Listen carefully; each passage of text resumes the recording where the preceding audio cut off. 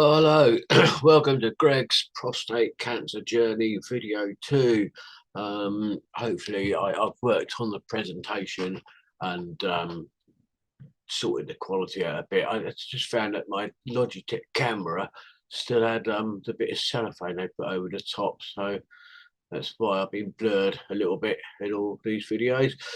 Anyway, first of all, that's a big thanks to all of you who've contributed to my fundraiser. I'm absolutely blown away. I think we're up plus 950, so we're knocking on a grand, which will go to the Prostate Cancer Support Group, which is for us guys down in Sussex, Dorset, and Hampshire. It's a group of survivors and guys like me going through the treatment, or those just been diagnosed. I was made aware of it by my friend Clive Hancock's, and they've been a great help. I've been able to talk to, guys who've gone through different treatments, and it's helped to make my decision to go with the prostatectomy route, the surgery route. So my thanks to them, and my thanks to all of you, each and everyone. I will thank each and every one of you personally. But between now and Thursday, I've got quite a bit to deal with. So it'll be after that sometime when I'm laid up in bed for the best part of a week, possibly 2 weeks after the surgery. So I wanted to talk through today about the first part of my journey, really, how I got there. Last time I started this video is when I had the pre-op assessment. So I know it's all make up as you go along a bit. This is all make up as you go along a bit, really, but we'll try our best to get it in some sort of format. I suppose over the last few years, I'm losing a bit of an honesty here, but I'm trying to reach out to guys who are about my age. I'm from the age of 50 plus, really. You start feeling loss of libido. I just go to the toilet a lot. I don't just go to the toilet a lot more when I'm going out with my mates, having a few pints, and I'd probably go to the toilet a little bit more often than everyone else. You can't put that down to age. We all put it down to age and we ignore symptoms. They're the only symptoms I've had. I know other guys have more symptoms, more, peeing in the night regularly is a good sign that, not a good sign, but a sign that there may be something sinister in the prostate. So it's worth checking these things out. One of the things I had for me libido was eventually a previous doctor put me on the testosterone gel, because it was found when I done a blood test that I was low in testosterone. That kind of explained to me why, I got down, have suffered on and off of suppression over the years, and loss of libido. That kind of helped things along a bit. It was when I moved, me and my wife moved about a year ago, followed more blood tests I was having, and I saw the symptoms now kind of making sense, having looked at all the symptoms that come with having prostate cancer. Is fatigue. For the last 5 years, I've been finding really periods of really extreme tiredness, especially working. Get the time in a day, and we all get that. But again, these are symptoms that you kind of just write off to knocking on in your years. It was a doctor, Dr. Schlitter, who suggested I have a PSA blood test. So we had the PSA blood test, and that showed my level of being 5.95, which is quite high. And it's indication that there's something sinister there. So we took forward to Mr. Hanyadi, urologist consultant. He then suggested I go for an MRI scan.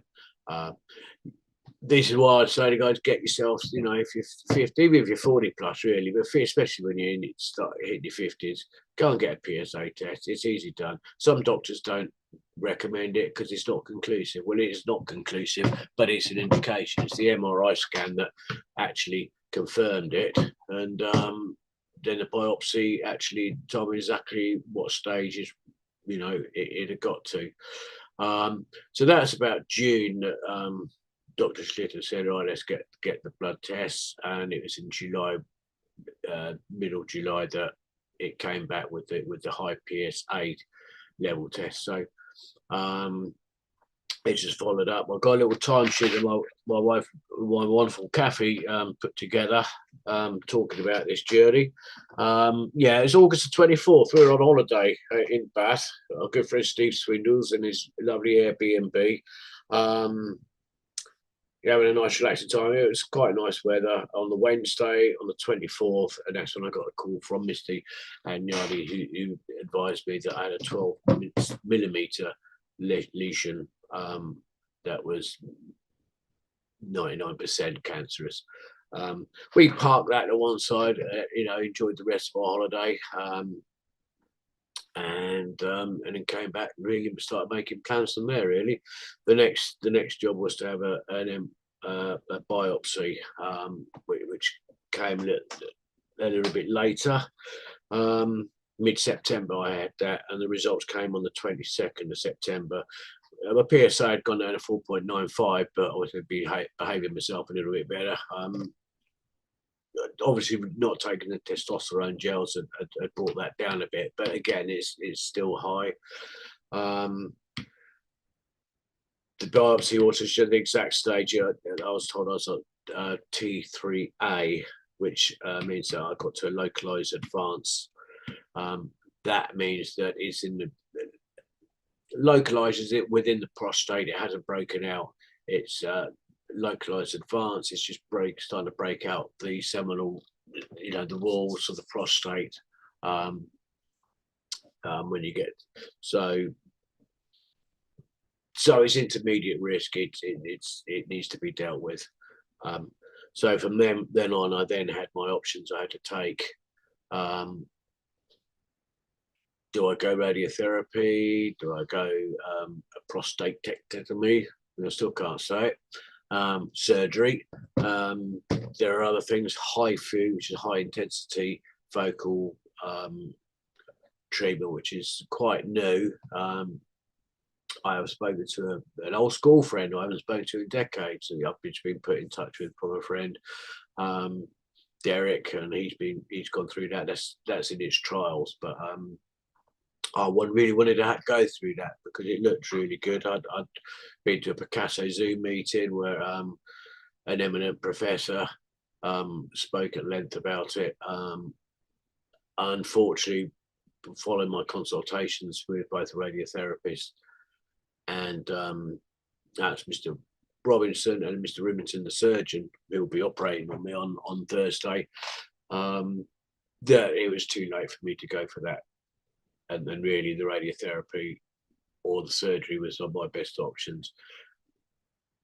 So this is where I'm going to take a break. I can have a slurp of tea. We actually won yesterday, which is makes a change. Speak to you in a bit. Bye.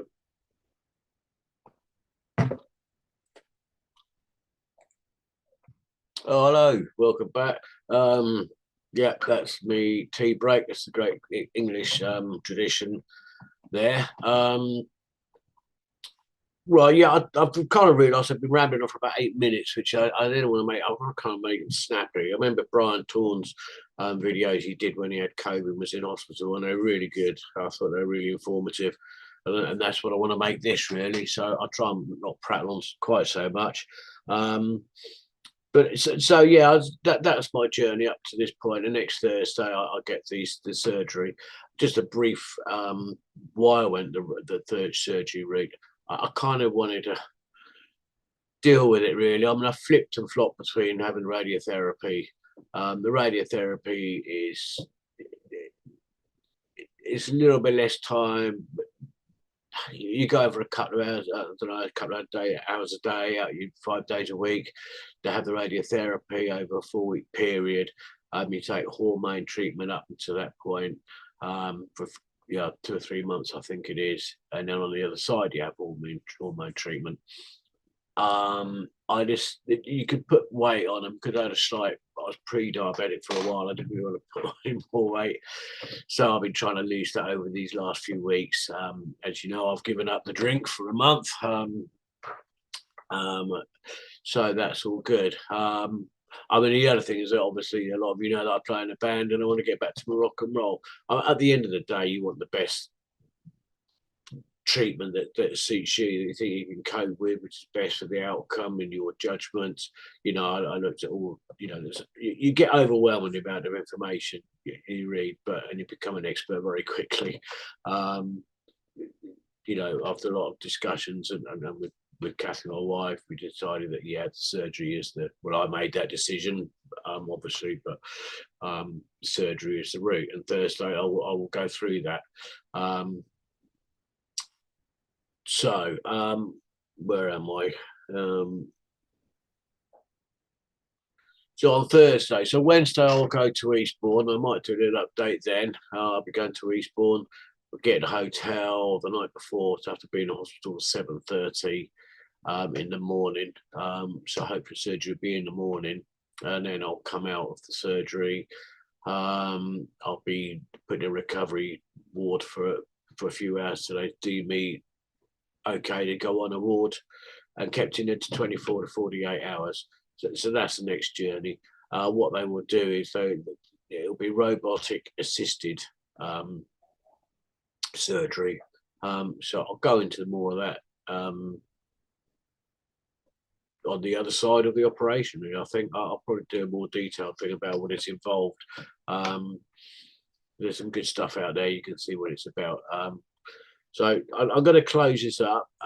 Again, my thanks to all my friends, all your comments on my Facebook page, on the YouTube page. It's been fantastic, you know, and your generous contributions to my Dry January fundraisers. It's just been amazing. I'm quite overwhelmed, absolutely. You know, that'll go a good way to PCaSO.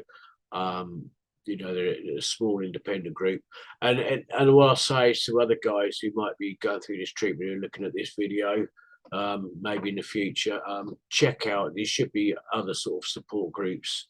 I should mention Macmillan as well. They've been really helpful. Obviously, we know wonderful work they do. I decided to do this fundraiser for PCaSO because they are small, and I got some really good advice from some of the guys in that organisation very quickly.